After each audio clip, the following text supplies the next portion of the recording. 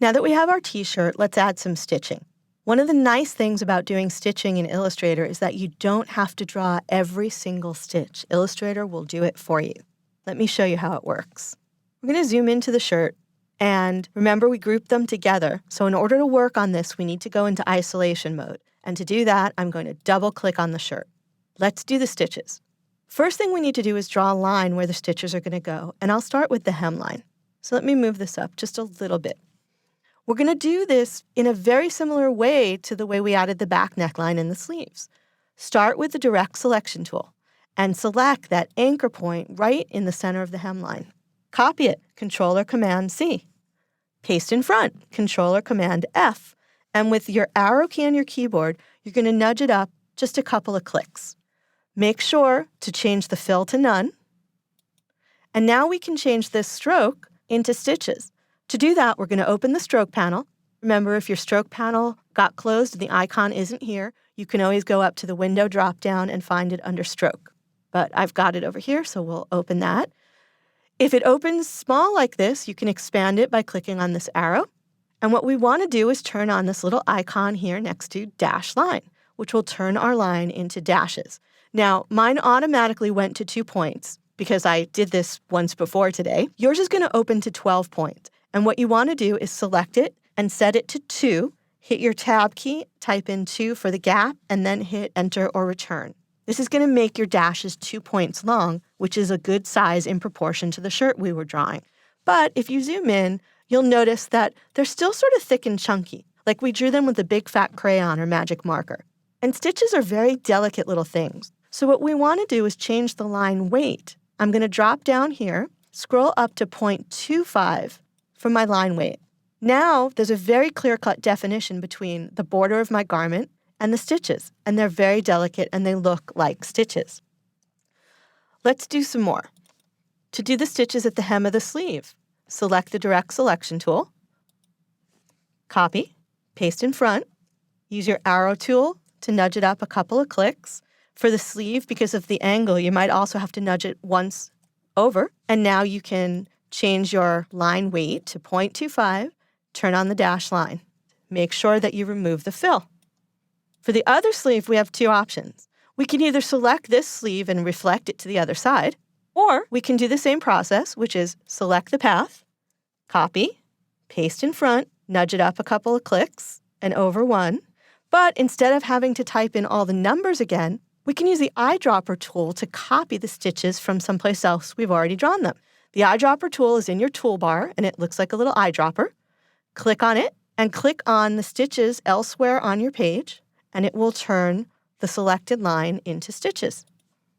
We have one more place now where we need to do the stitches, and that's around the top of the neckline. So I'm going to zoom in. Again, I'm marquee selecting around the area I want to zoom into, so it takes me right there. This one's just a little more tricky. Take the direct selection tool. You're going to find that center anchor point, click on it. We're going to copy the neckline, so Control-C for copy, and then paste in front, Control or Command F. With your arrow key, you're going to nudge it down a couple of clicks. We have a fill on here, and we really can't see what we're doing. So we're going to change the fill to none by using the / key on the keyboard. Now what we want to do is get this curve to match this curve. And we're going to do that by switching tools. The bottom curve is still selected. We don't want to deselect it, so don't click any place on your page. But we're going to switch tools and switch the selection tool, the black arrow. Now remember when we talked about drawing shapes, and I made it a point to tell you that to draw from the center, you hold the Alt key? Well, here's where this comes in handy. I want you to go ahead and hold down your Alt or your Option key and take one of the side handles and drag it to the right. And you want it to be just a tiny bit wider than the distance from here to here. Now release that Alt key and grab the top handle and drag it straight up until the neckline touches the outline of your shirt. And now you've got your stitching line for around the neck. All we need to do is change it to stitches, and we can do that with the eyedropper, right? Let me zoom out a little bit. We can grab the eyedropper tool and copy the stitches from this arm. So we have one more to do, and then the front of our shirt is done.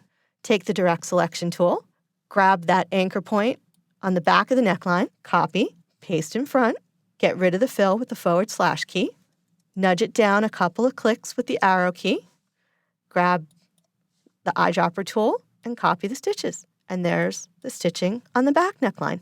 Double-click on the page to exit isolation mode. And now all we have left to do is the back of the shirt. Now, truthfully, if I was drawing this myself and not doing a demonstration video, I would have done all the stitches on the front before I did the back. But this gives us a chance to do it one more time. So let's do the back of the shirt. Again, we need to start by going into isolation mode. So double-click on the shirt. Now we can add the stitches. With the direct selection tool, select the anchor point at the center hemline, copy, Control-C, paste in front, Control-F, nudge it up a couple of clicks, and we'll change it to 0.25 with a dash line. Another thing that I should note about the dash lines, there are two buttons over here. The one on the right is the one that's going to give you the most even-looking stitches, and we'll talk about this a little bit more when we get to doing shirt plackets. For the sleeve, select the hemline of the sleeve, copy, paste in front, nudge it up, and we can use the eyedropper tool to copy the stitches from the hemline. We'll do the other sleeve, select, copy, paste in front, nudge it up, and with the eyedropper tool, we can copy. And last but not least, we have the neckline.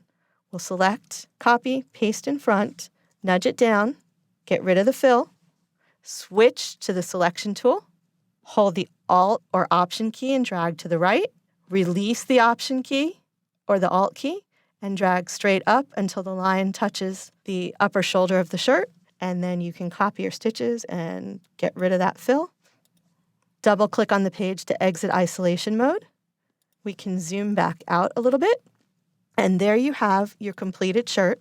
Your front and your back is already automatically behind the front because of the order in which we grouped it. Everything is nicely grouped together to move around. None of the stitches are going to fall off. We can go to the Layers panel and turn off the template, and there you have your first front and back t-shirt drawn in Adobe Illustrator.